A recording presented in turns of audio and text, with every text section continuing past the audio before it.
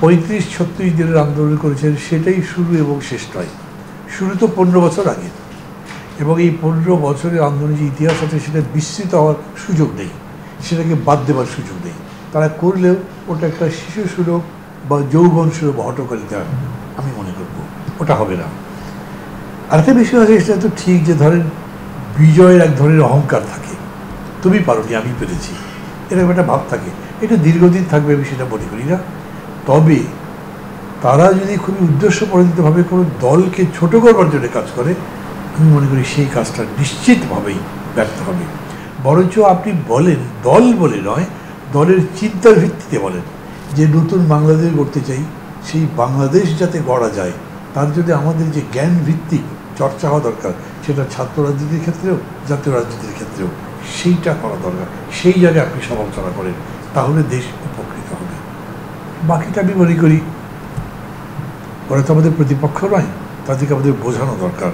এবং এই বোঝানোর ব্যাপারটা একটা হয়েছে কি, যে রাজনীতির সঙ্গে তাদের এইরকম সরাসরি একটা ডিসকোর্স, মানে মুখোমুখি হওয়া, তাদের মত বিনিময় করা, এই কাজটা হচ্ছে না। তারা তাদের মতো আছে, এই জায়গাটাও থাকবে না।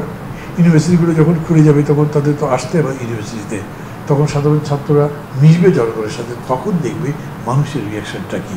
এই ইন্টারাকশানটা হলে পরে আমি মনে করি যে তারা তাদের জায়গায়, মানে শুদ্ধ জায়গায় পৌঁছাতে পারবে এবং কন্ট্রিবিউট করবে। দ্বিতীয় প্রশ্ন যেটা করেছেন, এইটা নির্ভর করছে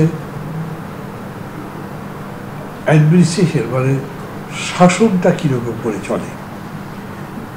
যে অন্যায়গুলো তারা করেছে সেটা তো বর্ণনাতীত বিষয়। এখন তো দেখছেন, মানে একটা কথা বলি, বারবার পরে পুড়িয়ে ফেলেছেন লাশ, আর কি বর্বরতা হতে পারে। এর কারণে যে বিক্ষোভ, এর কারণে যে সংক্ষুব্ধতা, বা এর কারণে যে প্রতিশোধ পরায়ণতা, এটা কিন্তু চট করে যাবে না, বললেই যাবে না। আমরা খুব ভালো ভালো কথা বলতে পারি, যারা শুনবে, কিন্তু যে মানে দৈনিক রোজগার করে মানুষ যে চলে দিনমজুরের মতো, তাই সেই সব মানুষের যারা টাকা কেড়ে নিয়েছে, অযথা ইয়াবা দিয়ে ধরিয়ে দিয়েছে, পুলিশের ওপর তার রাগ যাবে না।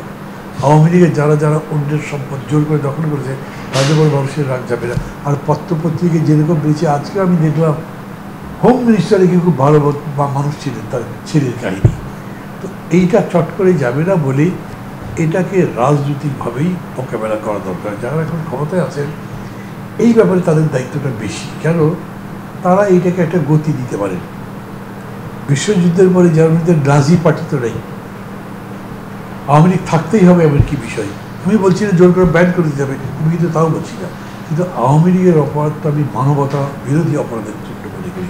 এটা বড় মামলা নিশ্চয়ই হবে, সেই মামলায় আপনি বিচারকে একেবারে নিরপেক্ষভাবে করেন, যে জাজমেন্ট আসে তার ভিত্তিতে করবেন। তাহলে হবে কি, মানে যে কোনো বিষয়ে যখন একটা বিতর্ক হয় না, সেই বিতর্কের যদি আপনি ইতিবাচক নিষ্পত্তি করতে পারেন, তাহলে সেটা আবার রিপিট করে না।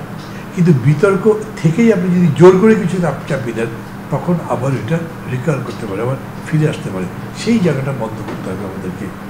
আমি মনে করি যে এটা করলেই ভালো, তা না হলে আপনার রং ডুইং রং দিকে যাবে। এটা নিয়ে তো বিস্তারিত আলোচনা করার দরকার নেই।